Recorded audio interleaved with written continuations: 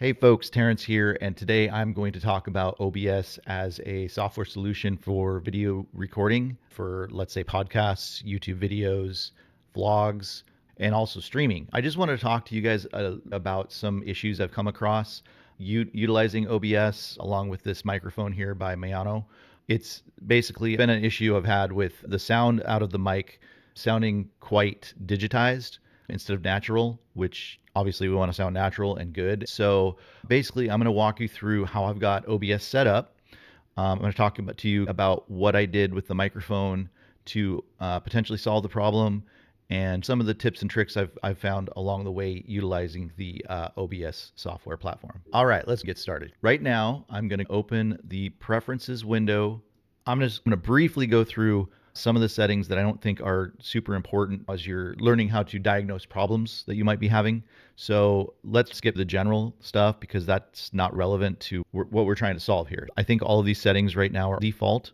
I haven't really changed anything in the general settings. Your settings are how your app looks, and it looks like our only option is Yammy. So we're going to keep it at style. You can change that, but I'm fine with classic. Streaming is where you connect and set up your streaming service. You can do that through Twitch, YouTube, Facebook, all these different platforms here, which is kind of cool. Output is pretty important for making sure you have the right video outputting to your final product, your final output from OBS. What I found works for me, my settings are 2500 kbps. That's my audio bitrate at 160, video encoding at software X264, encoder preset very fast, default medium CPU usage, standard quality. And then finally, audio encoder is at AAC default. To solve these audio issues that I was experiencing where it sounded more digital, I have not actually changed anything here. So just keep that in mind. I'll talk to you about that in just a moment. Recording path is really important. This is where your session is going to end up. So you can open it up as an MP4 or whatever file you export it. That's where you can open it up. All right. Really important, I think, is recording quality. For me, the best setting I found is indistinguishable quality, large file size. I've gotten the best output with that, so that's what I'm going to suggest. Recording format, MPEG-4, MP, that's just pretty standard. It's easy to upload, easy to work with, so that's the one that I've been using. Video encoder, again, is software X264. Audio encoder is AAC default. I'm only using one audio track right now. That's basically how I've got it set up. For audio, this is what I've got working for me right now. If I wanted to do desktop audio, I could work on that, but just for the purposes, I'm just using the microphone right now for this recording. If I was going to try and get sound from, let's say, a YouTube video or something like that, I'd want to figure out how to enable my desktop audio in some way. Had some issues with that in the past, but we're not going to get into that right now.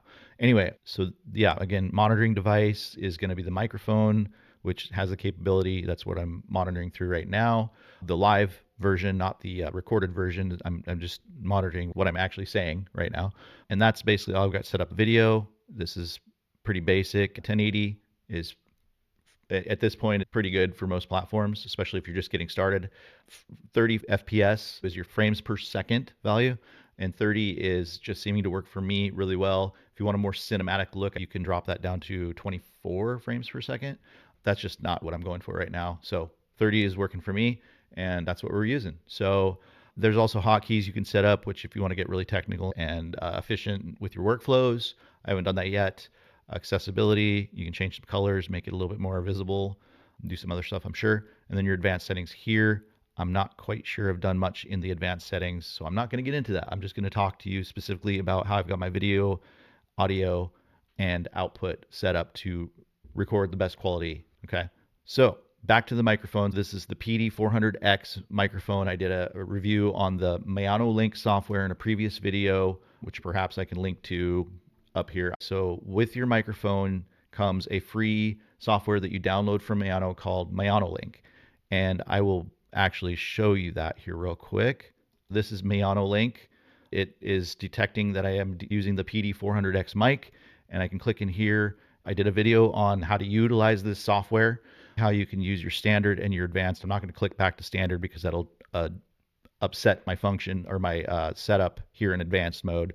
But I would thought at first it might be the Maono Link software causing the digital issues, but I have a feeling it was how I had my microphone plugged into my computer. I'm still trying to figure it out. The videos that I just test recorded earlier, that seems to be the only variable I changed. I did change a little bit of my EQ settings here, but that wouldn't make a difference for how it was sounding. If you listen to my previous video, you might be able to hear that discrepancy in the way my voice was recorded.